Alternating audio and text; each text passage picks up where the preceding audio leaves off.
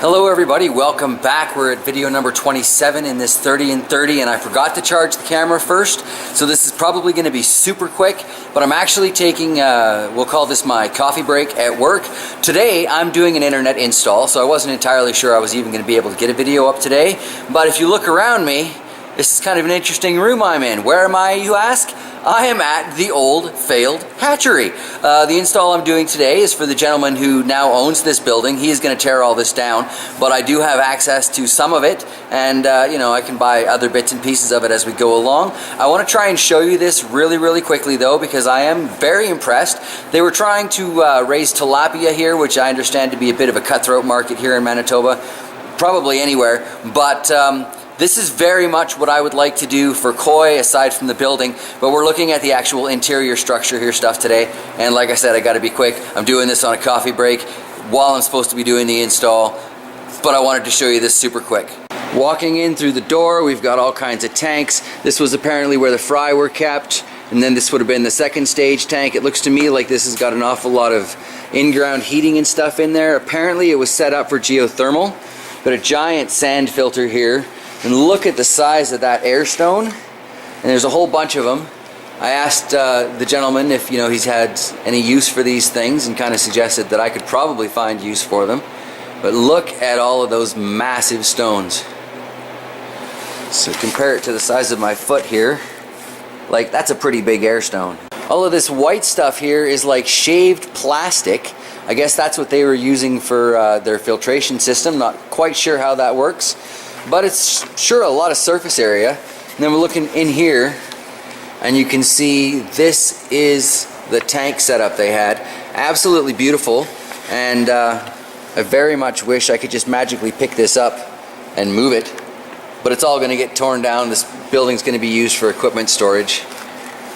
But all of those lines you see coming down connect to those massive air stones, because they had this thing just ripping overpacked with tilapia. Guess what happened was the generator was wired in but not actually plugged in. There was a weather incident like we get a lot of here in Manitoba, and it dropped just enough that it killed off the tilapia. They were too young to survive the hit, so there you go. I really wasn't expecting to be able to do anything inside the old hatchery, but thanks to the awesomeness of the gentleman I'm doing the install for today, he's like, yeah, just come by with your camera and check it out. And so I did. Had to go home for another tool anyway, so I grabbed my camera, and here we are. So talk about a super cool opportunity. I really appreciate him letting me wander through here with the camera and showing you guys really quickly the Old Tilapia Hatchery that we used to have in the area. I'm just kind of going to the other side here. Hopefully we can get another look at those tanks from that angle. And yeah, with any luck I'll be able to remember how this was set up, because this ultimately would be fantastic for koi, but it's going to be torn down, so I won't be able to use the facility myself. So here we are on the other side of it here. These big massive PVC pipes must have been running the air lines, because that's what they're all connected to.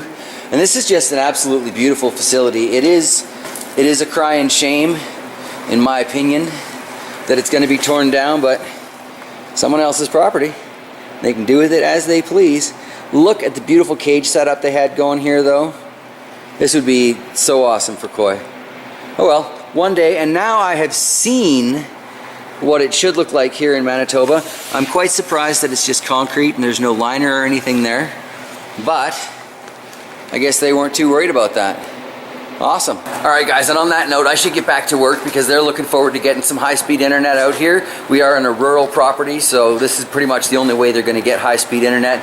Yeah, thanks for joining me on this super quick video number, I think we're at 27 in the 30 and 30 challenge, and hopefully I'll have my own building like this soon enough, maybe in an earthship or something that's got some passive solar gain. But yeah, how awesome is it that fate gave me the opportunity to do an install on the old hatchery I was trying to find. I mean, really, what are the odds? All right, everybody, I will see you tomorrow and possibly tonight. Don't forget to check out RevToast TV and the live stream, because they're making Todd suffer.